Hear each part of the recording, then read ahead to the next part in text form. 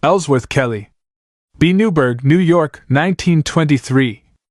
Although never a member of any particular school, Ellsworth Kelly has been a major influence on the post-war American abstract movements of color field painting, hard-edge painting, and minimalism. Kelly's studies as a technical artist were interrupted by World War II.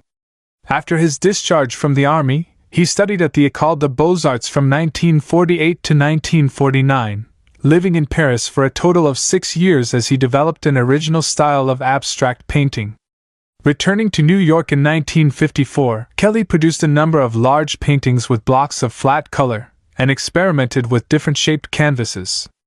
This emphasis on geometrical shapes has continued throughout his career, and is also apparent in his sculptures made of sheets of metal. Lifeline. 1941–43 studies at the Pratt Institute, in Brooklyn. 1943–45 serves in the Army. 1945 studies in Boston. 1947–48 studies in Paris. 1954 returns to the U.S. 1970 paints a series of pictures of curves in 2 colors. 1973 first retrospective of his work, at MoMA in New York. 2008 works on commissions for U.S. embassies in Berlin and Beijing. Broadway using featureless geometric shapes and primary colors, Kelly suggests a feeling of depth in a patently flat picture plane. 1958, oil on canvas, 198 x 177 cm, Tate, London, UK. Green-black. A recurrent theme in Kelly's work from the 1960s onwards is the juxtaposition of panels painted in bold single colors. These can be rectangular shapes joined together and sometimes displayed diagonally, as here, or composites of irregularly shaped canvases. 1988, oil on canvas, 2 joined panels, 259 by 333 centimeters, Museum of Fine Arts, Houston, U.S. Jules Olitski. B. Sonovieske, 1922, D. New York, 2007. Like many American artists of his generation, Jules Olitski studied in Paris after World War II, before establishing himself as a painter and sculptor in New York.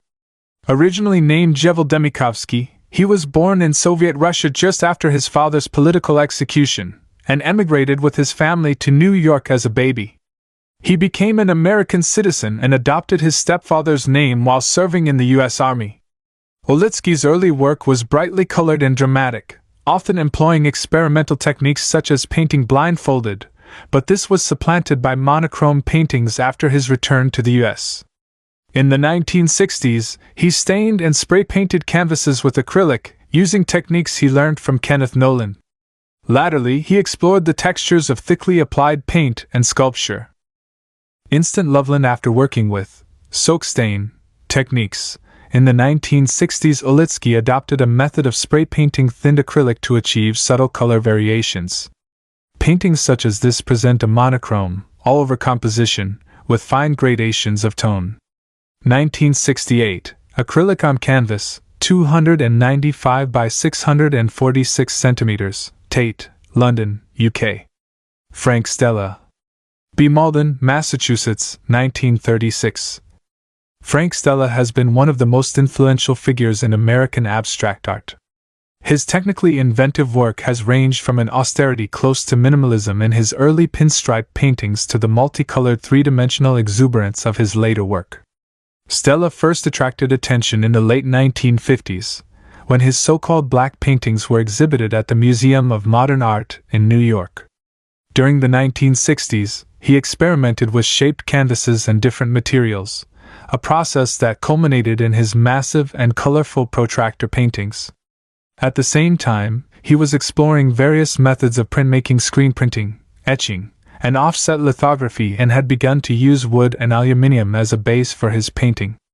More recently, Stella has introduced elements of relief and collage, to the extent that many of his paintings might better be considered as sculpture. Lifeline.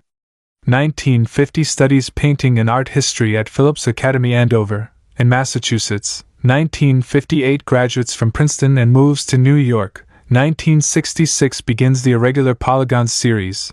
1967 produces his first abstract. 1597 prints. 1967–71 paints series of protractor paintings. 1970–73 experiments with different materials and relief in the Polish Village series, 1982–83 resident at the American Academy in Rome, 1986 the Charles Eliot Norton lectures he gave at Harvard are published as Working Space, 1992–93 designs the decorative scheme for Princess of Wales Theatre in Toronto. Ecbatana 2 perhaps the most striking of Stella's paintings, and the most radical departure for him in terms of the bold colors used, were the protractor paintings. Characterized by interlocking arcs and square borders, they were named after Middle Eastern cities he had visited. 1968, Oil on Canvas, 305 by 457 centimeters, Musée d'Art et d'Industrie, Saint-Étienne, France. Closer look. Bare canvas. The bands of color in the protractor paintings are separated by fine lines of raw canvas, a technique Stella developed in the early 1960s. Krish, Crocky and Manico Duncino realizing a work like this, which features high relief and collage techniques, often entailed using industrial metalworking equipment and a team of assistants. 1986, Mixed Media on Canvas, 434 x 452 x 77 cm. Private collection. Empress of India. During the 1960s, Stella experimented with aluminium and copper paints and elaborately shaped canvases. This work is formed of 4 chevron-shaped panels joined together. 1965, Metallic powder and polymer emulsion paint on canvas, 196 by 549 centimeters, MoMA, New York, US.